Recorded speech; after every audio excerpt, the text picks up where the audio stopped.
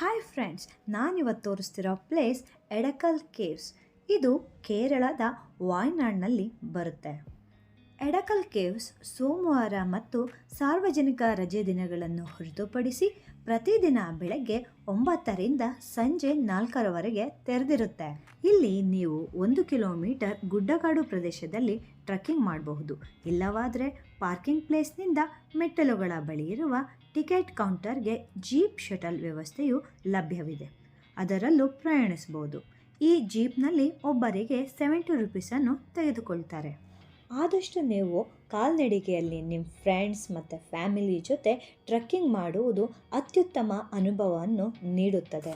Ticket ಕೌಂಟರ್ನಲ್ಲಿ ಪ್ರತಿ ವಯಸ್ಕರಿಗೆ 50 ರೂಪಾಯಿ ಮತ್ತು ಮಕ್ಕಳಿಗೆ 30 ರೂಪಾಯಿ ಟಿಕೆಟ್ ದರ ಇರುತ್ತದೆ. ನಾವು ಈ ಪ್ಲೇಸ್ಗೆ ಮೇ ತಿಂಗಳಲ್ಲಿ ಹೋದ ಕಾರಣ ತುಂಬ ಬಿಸಿಲಿತ್ತು. ನೀವೇನಾದರೂ ಮೇ ತಿಂಗಳಲ್ಲಿ ಹೋಗೋದಾದರೆ ಆದಷ್ಟು ಕಂಫರ್ಟಬಲ್ ಡ್ರೆಸ್ನನ್ನು ಹಾಕ್ಕೊಂಡು ಹೋಗಿ. ಸ್ಪೆಷಲಿ ಈ ಪ್ಲೇಸ್ಗೆ ಹೋಗುವಾಗ ಶೂಸ್ನೇ ಹಾಕ್ಕೊಂಡು ಹೋಗಿ. ಟಿಕೆಟ್ ಕೌಂಟರ್ನ ಬಳಿ ವಾಶ್ರೂಮ್ ವ್ಯವಸ್ಥೆಯನ್ನು ಮಾಡಿದ್ದಾರೆ. ಎಡಕಲ್ ಕೇವ್ಸನ್ನು ನೋಡಲು ಹೋಗುವ ದಾರಿಯಲ್ಲಿ ಯಾವುದೇ ವಾಶ್ರೂಮ್ ವ್ಯವಸ್ಥೆಯನ್ನು ಮಾಡಿಲ್ಲ. ಟಿಕೆಟ್ ತೆಗೆದುಕೊಂಡ ನಂತರ ನಾವು ಎಡಕಲ್ ಕೇವ್ಸ್ ನೋಡಲು 380 ಕಡಿದಾದ ಮೆಟ್ಟಿಲುಗಳನ್ನು ಹತ್ತಲು ಪ್ರಾರಂಭಿಸಿದೆವು. ಇದು ಸಮುದ್ರ ಮಟ್ಟದಿಂದ ಸುಮಾರು 1200 ಅಡಿ ಎತ್ತರದಲ್ಲಿ ನೆಲೆಗೊಂಡಿದೆ. ಎಡಕಲ್ ಗುಹೆಗಳು ಇದುವರೆಗೆ ಪತ್ತೆಯಾದ ಅತ್ಯಂತ ಹಳೆಯ ಮಾನವ ವಸಾಹತುಗಳಲ್ಲಿ ಒಂದಾಗಿದೆ. ಗುಹೆಗಳ ಒಳಗೆ ಚಿತ್ರಾತ್ಮಕ ರೇಖಾಚಿತ್ರಗಳು ಮತ್ತು ಕೆತ್ತನೆಗಳು ಇವೆ. ಈ ಪ್ರದೇಶದಲ್ಲಿ ಪ್ರಾಚೀನ ಮಾನವ ವಸಾಹತುಗಳ ಉಪಸ್ಥಿತಿಯನ್ನು ಸೂಚಿಸುತ್ತದೆ. ಇವುಗಳ ಹೆಸರಿನ ಹೊರತಾಗಿಯೂ ಎಡಕಲ್ ಗುಹೆಗಳು ವಾಸ್ತವವಾಗಿ ಗುಹೆಗಳಲ್ಲ. ನಾವು ಬೇಸಿಗೆಯಲ್ಲಿ ಹೋದ ಕಾರಣ ಟ್ರೆಕ್ಕಿಂಗ್ ಮಾಡಲು ಅಷ್ಟೇನು ಕಷ್ಟ ಅನ್ನಿಸಲಿಲ್ಲ. ಆದರೆ ಮಳೆಗಾಲದಲ್ಲಿ ಟ್ರೆಕ್ಕಿಂಗ್ ಮಾಡೋದು ಸ್ವಲ್ಪ ಅಪಾಯಕಾರಿಯಾಗಿರುತ್ತೆ. ಟ್ರೆಕ್ಕಿಂಗ್ ಮಾಡೋ ಸಮಯದಲ್ಲಿ ನಿಮ್ಮೊಂದಿಗೆ ವಾಟರ್ ಬಾಟಲ್, ಕೂಲ್ ಡ್ರಿಂಕ್ಸ್ ಮತ್ತು ತಿನ್ನಲು ಸ್ನ್ಯಾಕ್ಸನ್ನು ತೆಗೆದುಕೊಂಡು ಹೋಗೋದನ್ನ ಮರಿಬೇಡಿ. ಎಡಕಲ್ ಗುಹೆಗಳು ಇತಿಹಾಸದ ವಿವಿಧ ಹಂತಗಳಲ್ಲಿ ಹಲವರು ವಾಸಿಸುತ್ತಿದ್ದರು ಎಂಬ ಪುರಾವೆಗಳನ್ನು ಸೂಚಿಸುತ್ತದೆ. 1890ರಲ್ಲಿ ಹಿಂದಿನ ಮಲಬಾರ್ ರಾಜ್ಯದ ಪೊಲೀಸ್ ಅಧಿಕಾರಿ ಫ್ರೆಡ್ ಫಸೆಟ್ ಅವರು ಗುಹೆಗಳನ್ನು ಕಂಡುಹಿಡಿದರು.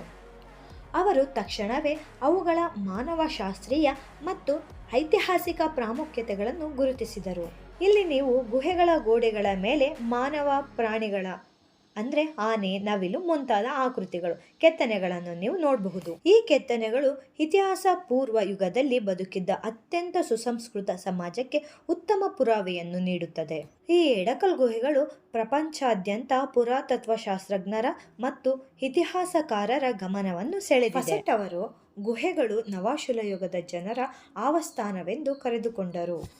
ಶಾಸನವು ಎಡಕಲ್ ಶೈಲಿಯ ರೇಖಾಚಿತ್ರದಲ್ಲಿ ನಿಖರವಾಗಿ ಕೆತ್ತಲಾಗಿದೆ ಎಂದು ತೋರುತ್ತದೆ. ಮಾನವನ ಆಕೃತಿ ಇದು ದೊಡ್ಡ ಫಲಸ್ ಅನ್ನು ಹೊಂದಿದೆ ಎಂದು ತೋರಲಾಗಿದೆ. ಇದು ಬಹುಶಃ ಫಲವತ್ತತೆ ಕಲ್ಪನೆಯನ್ನು ಸೂಚಿಸುತ್ತದೆ ಮತ್ತು ಬ್ರಹ್ಮಾಂಡ ಸೃಷ್ಟಿಯ ಹಿಂದೂ ದೇವರನ್ನು ಸೂಚಿಸುತ್ತದೆ ಎಂದು ವಾರಿಯರ್ ಇಮೇಲ್ ಸಂದರ್ಶನದಲ್ಲಿ ಹೇಳಿದ್ದರು. Edakkal means in between the stone.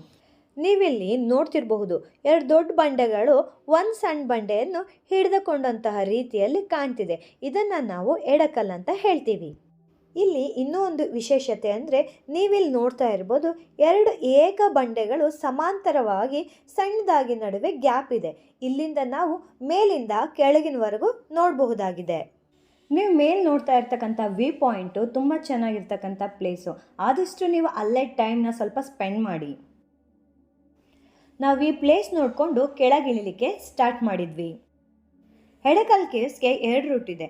ಒಂದು ನಾವು ಏನು ಟ್ರೆಕ್ಕಿಂಗ್ ಮಾಡಲಿಕ್ಕೆ ಹೋಗ್ತಕ್ಕಂಥ ಒಂದು ರೂಟು ನೀವು ನೋಡ್ತಿರ್ಬೋದು. ಹಾಗೆ ಈ ಕಡೆ ಟ್ರೆಕ್ಕಿಂಗ್ ಮುಗಿಸ್ಕೊಂಡು ಬರಲಿಕ್ಕೆ ಒಂದು ರೂಟ್ ಅಂತ ಮಾಡಿದ್ದಾರೆ. ಈ place complete plastic free zone ಆಗಿದೆ. ನೀವೇನಾದರೂ ಪ್ಲಾಸ್ಟಿಕ್ ಬಾಟ್ಲು ತೆಗೆದುಕೊಂಡು ಹೋಗಿದ್ರೆ ಸೆಕ್ಯೂರಿಟಿ ಡೆಪಾಸಿಟ್ ಅಂತ 20 ರೂಪೀಸ್ ಕೊಟ್ಟು ನಿಮ್ಮ ಬಾಟ್ಲಿಗೆ ಒಂದು ಸ್ಟಿಕ್ಕರ್ನ ಹಾಕಿಸ್ಕೋಬೇಕಾಗುತ್ತೆ. ಎಡಕಲ್ ಕೇವ್ಸ್ ನೋಡ್ಕೊಂಡು ಬಂದಮೇಲೆ ಅವರಿಗೆ ಸ್ಟಿಕ್ಕರ್ನ ರಿಟರ್ನ್ ಮಾಡಿದರೆ ಅವರು ನಿಮ್ಮ 20 ರೂಪೀಸ್ನ ರೀಫಂಡ್ ಮಾಡ್ತಾರೆ. ಇಷ್ಟೆಲ್ಲ ನೀವು ನೋಡಿದ ಮೇಲೆ ಈ ಪ್ಲೇಸ್ಗೆ ಹೇಗೆ ಹೋಗೋದು ಅಂತೀರಾ? ಈ ಪ್ಲೇಸ್ಗೆ ಬಸ್ನಲ್ಲಿ, ಟ್ರೈನ್ನಲ್ಲಿ, ಓನ್ ವೆಹಿಕಲ್ನಲ್ಲಿ ಹಾಗೂ ಏರೋಪ್ಲೈನ್ನಲ್ಲಿ ಹೋಗ್ಬೋದು. ಬಸ್ನಲ್ಲಿ ಹೋಗೋದಾದರೆ ಬೆಂಗಳೂರಿನಿಂದ ಮೈಸೂರು, ಗುಂಡ್ಲುಪೇಟೆ ಟು ಕಾಲ್ಪೆಟ್ಟ. ಈ ಕಾಲ್ಪೆಟ್ಟ ಅಂತಕ್ಕಂಥದ್ದು ವಾಯ್ನಾಡ್ನ ಮೇಜರ್ ಸಿಟಿಯಾಗಿದೆ. ಕಾಲ್ಪೆಟ್ಟ ಇಂದ ವಾಯ್ನಾಡು 13 ಕಿಲೋಮೀಟರ್ ಡಿಸ್ಟೆನ್ಸ್ ಇರುತ್ತೆ. ನೀವು ಅಲ್ಲಿಯ ಲೋಕಲ್ ಬಸ್ನಲ್ಲಿ ನೀವು ಪ್ರಯಾಣನ ಬೆಳೆಸಬಹುದು.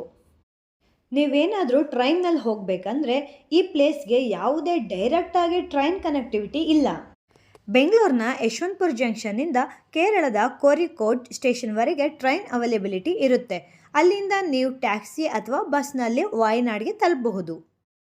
ನೀವು ಓನ್ ವೆಹಿಕಲ್ನಲ್ಲಿ ಹೋಗೋದಾದರೆ ಬೆಂಗಳೂರಿನಿಂದ 280 ಕಿಲೋಮೀಟರ್ ಡಿಸ್ಟೆನ್ಸ್ ಇದೆ. ನೀವು 6ರಿಂದ 7 ಗಂಟೆಗಳ ಕಾಲ ಜರ್ನಿ ಮಾಡಬೇಕಾಗುತ್ತೆ. ಬೆಂಗಳೂರಿನಿಂದ ಮೈಸೂರು, ಗುಂಡ್ಲುಪೇಟೆ, ಬಂಡೀಪುರ, ಸುಲ್ತಾನ್ ಬತ್ತೇರಿ ಈ ಮಾರ್ಗವಾಗಿ ಇಲ್ಲಿಗೆ ಬರಬೇಕಾಗುತ್ತೆ. ನೀವು ಏರೋಪ್ಲೈನಲ್ಲಿ ಹೋಗಬೇಕಾದ್ರೆ ಬೆಂಗಳೂರಿನ ಕೆಂಪೇಗೌಡ ಇಂಟರ್ನ್ಯಾಷನಲ್ ಏರ್ಪೋರ್ಟ್ನಿಂದ ವಾಯನಾಡ್ಗೆ ಹತ್ತಿರ ಇರತಕ್ಕಂತಹ ಏರ್ಪೋರ್ಟ್ ಬಂದು ಕಾಲಿಕಟ್ ಇಂಟರ್ನ್ಯಾಷನಲ್ ಏರ್ಪೋರ್ಟ್, ಅಲ್ಲಿಗೆ ಹೋಗಬೇಕು. ಇಲ್ಲಿಂದ ನೀವು ಟ್ಯಾಕ್ಸಿ ಮೂಲಕ ಈ ಪ್ಲೇಸ್ಗೆ ತಲುಪಬಹುದು. ಈ ಇನ್ಫಾರ್ಮೇಷನ್ ನಿಮಗೆ ಯೂಸ್ಫುಲ್ ಅಂದರೆ ಲೈಕ್ ಮಾಡೋದನ್ನ ಮರಿಬೇಡಿ.